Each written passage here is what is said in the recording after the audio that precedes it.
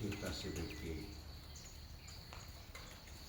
प्राणायाम के साथ कुछ मनन चिंतन मेरे पीछे बोलना, 2-3 सूत्र में बोलता हूँ। अथ समाधिपादः अथ योगानुशासनम् योगश्चित्तवृत्तिनिरोधः तदा द्रष्टुस्वरूपेव स्थानम्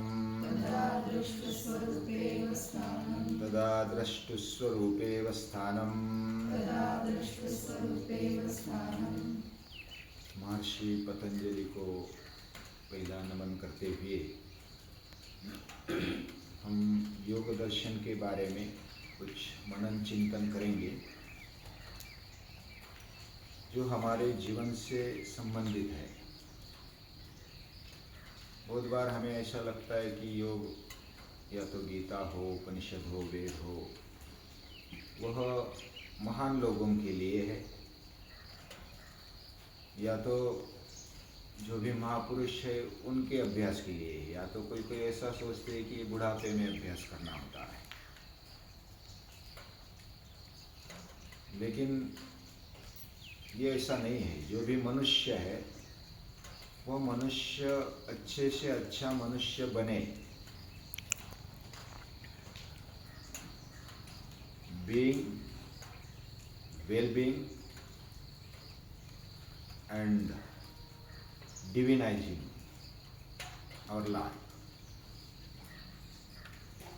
यानी जीना या तो हमारा जीवन होना, अच्छे से होना और उसको दैवी बनाना। पूजनीय दादाजी हमारे जीवन को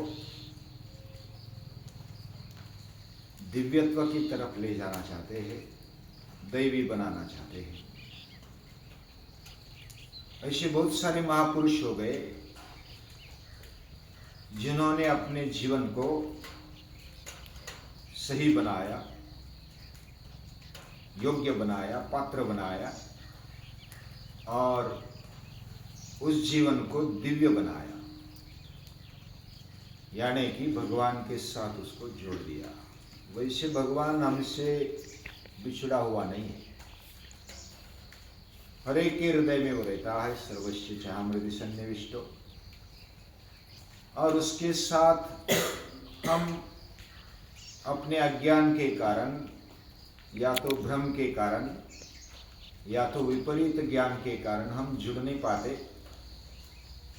हमारी कृत्रिम ऐसी कुछ अवधारणाएं होती है, उसके कारण जुड़ नहीं पाते। लेकिन हमें समझदारी से ज्ञान के साथ उसके साथ जुड़ जाना है। मतलब हमारे विचारों से, हमारी भावनाओं से, हमारे कर्म से उसके साथ जुड़ जाना है। और ये जो जुड़ जाना है वही योग है। हम वैसे हर एक मनुष्य एक डिवाइन ब्रदरहुड में अटके हैं, यानी हर किसी का जीवन, हर मनुष्य का जीवन एक दूसरे से संबंधित है, क्योंकि हमारा बनाने वाला, हमें निर्माण करने वाला, हमारा जीवन चलाने वाला एक ही है। और इसी संकल्पना को पूजनीय दादाजी ने दैवी भ्रातृभाव नाम दिया है। Divine brotherhood under the fatherhood of God, दैवी भ्रातृभाव। और योग दर्शन में महर्षि पतंजलि ने यही बात पर ज्यादा जोर दिया है और इसलिए इसको राजयोग बोला गया। स्वामी विवेकानंद इसको राजयोग बोलते हैं। हमारा जीवन राजा बनाने के लिए हमारे पूर्वज ऋषि मुनि ये बहुत ही तत्पर है, अलर्ट। हमारे लिए उन्होंने मार्गदर्शन के रूप में इस योग दर्शन का गठन किया और सूत्र रूप में इसको बांधा। योग दर्शन के 4 पाद है। पहला पाद है समाधि पाद, दूसरा पाद है साधन पाद, तीसरा है विभूतिपाद और चौथा है कैवल्यपाद। इन चारों पादों में, पाद यानी कदम, ये 4 कदमों में पूरा योग शास्त्र, या तो ऐसा बोल सकते भारतीय मानस शास्त्र इसमें समाया हुआ है। और इसमें ज्यादातर हमारे अंतःकरण पर जोर है। आज जो दुनिया बहुत सारी योग करने लगी है और करना भी चाहिए, लेकिन वो हठ योग ज्यादा है, शारीरिक स्तर पर ज्यादा योग किया जाता है। या तो डर के मारे मेरे जीवन में से बीमारी निकल जाए, मैं अच्छा बन जाऊं, स्वस्थ बन जाऊं, मेरा शरीर स्वस्थ बन जाए, निरोगी बन जाए, इसके लिए योग किया जाता है। ये भी एक योग का पार्ट है, लेकिन उसका मेजर पार्ट है मानसिक रूप पर, अंतःकरण के स्तर पर उसको शुद्ध बनाना, उसको वृद्धिंगत करना, मानसीय शक्ति को, उसको उदात्त करना और उसको दैवी बनाना। यानी हमारे अंतःकरण को, हमारे जीवन को अगर समझना है तो थोड़ा गहराई से सोचना पड़ेगा, समझना पड़ेगा। गहराई से सोचना मतलब क्या? उस सखोलता में हमें जाना चाहिए, गहराई में जाना चाहिए। यानी खुद से हमें प्रश्न पूछना चाहिए, मैं अपने आप से कैसा जुड़ जाऊं? मैं वस्तु से जुड़ जाता हूं, विषयों से जुड़ जाता हूं, पदार्थ से जुड़ जाता हूं, कुछ व्यक्ति से जुड़ जाता हूं। सृष्टि के हरेक पदार्थ से हम जुड़ना चाहते हैं, जो भी हमारे लिए उपयोगी है।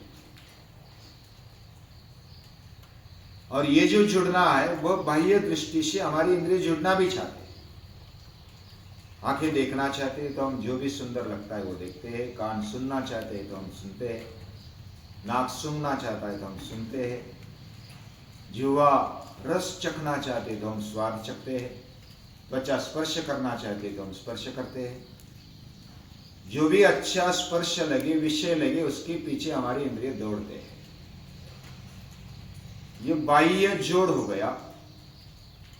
लेकिन योग दर्शन हमें अंदरूनी जुड़ने के लिए बोलता है, और वो अंदर अपने आप से जुड़ जाना, यह योग है, सच्चा योग। मैं खुद के साथ जुड़ गया, ये योग हो गया। योग का मूल धातु है युज, टू ज्वाइन, यानी जुड़ना और अपने आप से जुड़ना। तदा द्रष्टु स्वरूपे अवस्थानम, यानी हमें दृष्टा बन करके स्वरूप की अवस्था में आ जाना है, अवस्थित हो जाना है। ये खुद से जुड़ जाना है। लेकिन खुद से जुड़ जाने के पहले कुछ प्रश्न हम अपने आप से करें। और जो प्रश्न किए जाते हैं, जैसे कि मैं कौन हूं, इसने मुझे निर्माण किया, इसने मुझे इधर भेजा है जन्म देकर के, इसलिए भेजा है, अंतिमता क्या साध्य करना है, और मृत्यु के बाद, ये शरीर जाने के बाद मेरा क्या होगा। इस तरह के बहुत सारे प्रश्न उठना, जो मनुष्य उसके जीवन में उठ जाते हैं, क्योंकि वो बुद्धिमान है। Man is an animal but he is a rational animal. मनुष्य प्राणी है, लेकिन वह बुद्धिमान प्राणी है, और इसलिए वो सोचता है। सोचना ये बहुत बड़ी बात है मनुष्य के लिए। और सोचना, सोचने के बाद समझना, समझने के बाद जो भी समझा जाता है वह सही है या गलत है, उसकी चिकित्सा करना, शुद्ध रूप में उसको देखना, जो भी हमारे अंदर शक्तियां है उसको डेवलप करना, विकसित करना। विकसित करने के बाद उसका सही उपयोग मेरे जीवन के लिए और मेरे कुटुंब के लिए, समाज के लिए, देश के लिए, पूरी दुनिया के लिए और भगवान के लिए करना, ये उसकी उदात्तता है। और लास्ट में उसको दैवी बनाना। जब तक हम अपने आप को, अपने शरीर को, इंद्रियों को, अंतःकरण में मन, बुद्धि, चित्त, अहंकार आते उसको नहीं समझते, तब तक हम अपने आप को नहीं समझ सकते। और अपने आप को समझने के लिए, गहराई से समझने के लिए क्या क्या करना पड़ेगा? एक तो जो भी समझना चाहते उसकी चिकित्सा करनी पड़ेगी, एनालिसिस करना पड़ेगा, चिकित्सा करनी पड़ेगी, उसको क्वेश्चन करने पड़ेंगे। और मेरे में क्या पोटेंशियल है, क्या क्षमताएं है, उसका क्या कार्य है, उसका कैसा उपयोग किया जाता है, ये समझना चाहिए। और ये जो समझते हैं तो फिर हम अपने आप को समझ सकते हैं और जुड़ सकते हैं, और यह सच्चा योग होगा।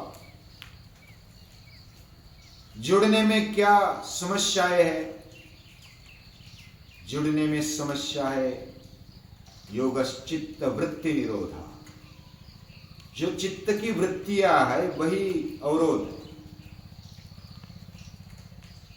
और इसलिए बताया गया, महर्षि पतंजलि बताते योग क्या है?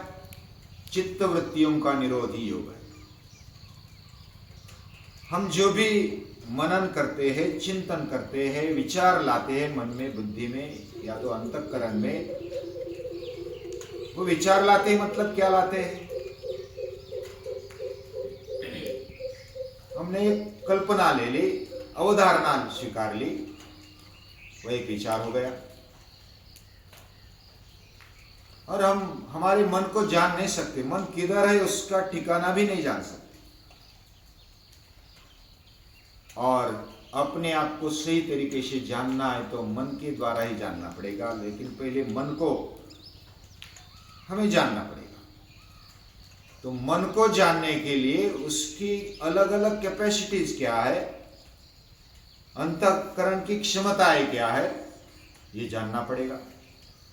और उसको समझेंगे तो हम अपने आप को समझ पाएंगे। और जैसे शरीर के ऊपर, इंद्रियों के ऊपर मेहनत लेना, ये वैसा फिर भी कठिन है, लेकिन उससे अधिक कठिन यह अंतःकरण को समझना है, अपने मन को समझना है। जो दिखता है, ऑलरेडी शरीर दिखता है, इंद्रिय दिखते हैं, वस्तु दिखती है, पदार्थ दिखते हैं, व्यक्ति दिखता है, उसका बाह्य रूप में अभ्यास करना यह सहज है, यह कठिन नहीं, इतना कठिन नहीं। लेकिन उससे ज्यादा कठिन अपने आप को समझना है, अपने अंतःकरण को समझना है। और अपने अंतःकरण को जब तक नहीं समझते तब तक हम दुनिया को नहीं समझ पाते, लोगों को नहीं समझ पाते, और इस सृष्टि निर्माता को भी नहीं समझ पाएंगे। इसलिए स्वामी विवेकानंद कहते पहले अपने आप को समझो। भगवान बुद्ध कहते पहले अपने आप को समझो, आत्मदीपो भव। और अपने आप को समझने के लिए हमारे शरीर को, इंद्रियों को, मन को, बुद्धि को, चित्त को, अहंकार को समझना पड़ेगा, उनकी शक्तियों को समझना पड़ेगा। वह शक्ति कहाँ रहती है, वह कैसी है, ये समझना पड़ेगा। और इसके लिए अभ्यास की आवश्यकता है, साधना की आवश्यकता है। ये ज्यादा मेहनत वाला काम है। ये बार बार मैं मेहनत वाला इसलिए बता रहा हूं, इसमें शरीर, मन, शरीर के साथ साथ इंद्रिय और मन, बुद्धि, चित्त, अहंकार, इन सबको लगा के हमें इसको समझना पड़ेगा। यानी फुल कंसंट्रेशन हमारे शरीर का, इंद्रियों का, मन, बुद्धि, चित्त, अहंकार का होना चाहिए खुद पर। यानी हमें पागल हो जाना चाहिए, तब हम अपने आप को समझ पाएंगे। उसके लिए आधार ले सकते हैं कुछ ग्रंथों का, लेकिन ग्रंथों का आधार लेना यह भी काफी नहीं होता। हमें खुद अपने बुद्धि का, अपने मन का, अपने अंतःकरण का आधार लेना चाहिए, क्योंकि जो भी करण यानी साधन है, ये शरीर भी एक साधन है और हमारा अंतःकरण भी साधन है हमारे जीवन का, अपने आप को समझने का। और ऐतरेय उपनिषद में इसके लगभग 16 ऐसे विभाग बताए गए अंतःकरण के। अब ये योग दर्शन, और योग दर्शन जो बताया गया ये योग शास्त्र है और उसका सारांश गीता में आया है। और गीता जो आई है उसका जो निचोड़ है वह उपनिषदों से आया है, उपनिषदों का निचोड़ वेदों से आया है।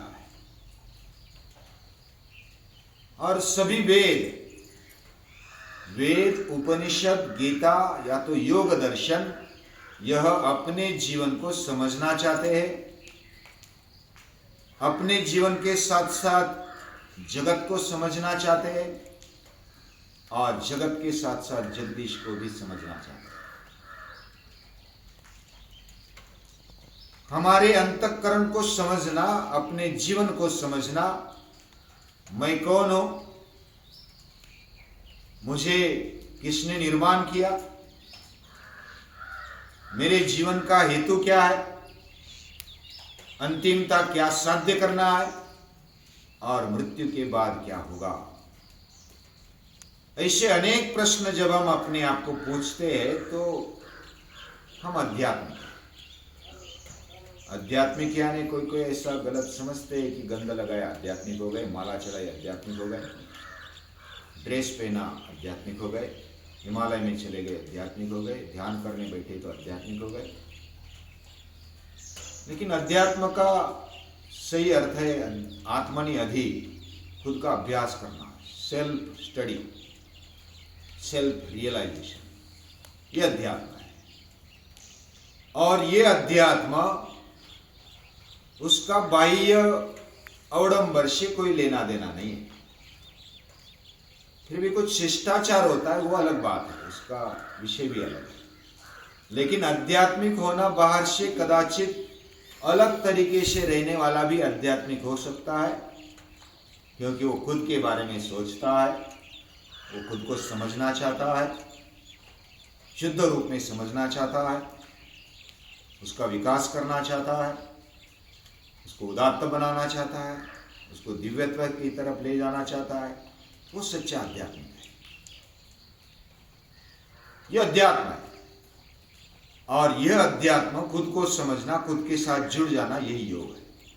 अलग अलग शब्दों ने महापुरुषों ने समझाया। तदा द्रष्टु स्वरूपे अवस्थानम, और उसकी शुरुआत होती है खुद के अनुशासन से, सेल्फ डिसिप्लिन से, अतः योगानुशासनम, यानी जो प्रारंभ किया जाता है वो अनुशासन से किया जाता है। और अनुशासन यानी कि सेल्फ डिसिप्लिन, खुद अपने आप को अनुशासन में रखना, यही योग की शुरुआत है। सेल्फ डिसिप्लिन, ये योग की शुरुआत है। और ये शासन, ये जो गवर्नमेंट है यानी व्यवस्था है हमारे जीवन की, ये सृष्टि की, ये शासन दुनिया के शुरुआत से आया हुआ है। जब से सृष्टि निर्माण हो गई तब से आया है। ऋषि भगवान ने गीता में बताया, इमं विवस्वते योगम प्रोक्तवानहम अव्ययम विवस्वान मनवे प्राह मनुरिक्ष्वाकवे ब्रवीत एवं परंपरा प्राप्तम। मैंने यानी भगवान ने पहले विवस्वान सूर्य को बताया, सूर्य ने फिर ऋषियों को, राजर्षियों को बताया, राजर्षियों ने फिर इक्ष्वाकु राजर्षि उनको बताया, फिर परंपरा से आगे आया, फिर बीच में नष्ट हो गया। वही योग मैं फिर से तुझे बताता हूं, ऐसे अर्जुन को भगवान ने बोला। यानी योग शुरुआत से, ये सृष्टि निर्माण हुई तब से योग है। और ये योग यानी एक साधना है, एक अभ्यास है, खुद के साथ जुड़ जाने का अभ्यास है, यही अध्यात्म है। और इसको समझने के लिए, अंतःकरण को समझने के लिए 16 बातें हैं। और 16 बातें कौन सी है वो ऐतरेय उपनिषद में बताया है। सौज्ञानम, अज्ञानम, विज्ञानम, प्रज्ञानम, मेधा, दृष्टि, धृति, मति, मनीषा, ज्युति, स्मृति, संकल्प, क्रतु, असु, काम और वश। ये 16 बातें।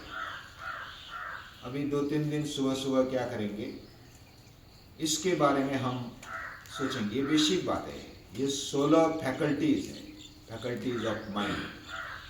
और इसको अगर हम समझते हैं, उसको शुद्ध रूप में समझते हैं, उसको उस शक्तियों को, क्षमताओं को विकसित करते हैं, उसको उदात्त बनाते हैं, उसको दिव्यत्व की तरफ ले जाते हैं, ये सच्चा अध्यात्म है, ये सच्चा योग है। ये राजयोग की तरफ हम कुछ कदम बढ़ाएंगे, प्रयास करेंगे। हमारे प्रयास को भगवान शक्ति दे, ऐसी प्रार्थना करते हुए भगवान को सभी को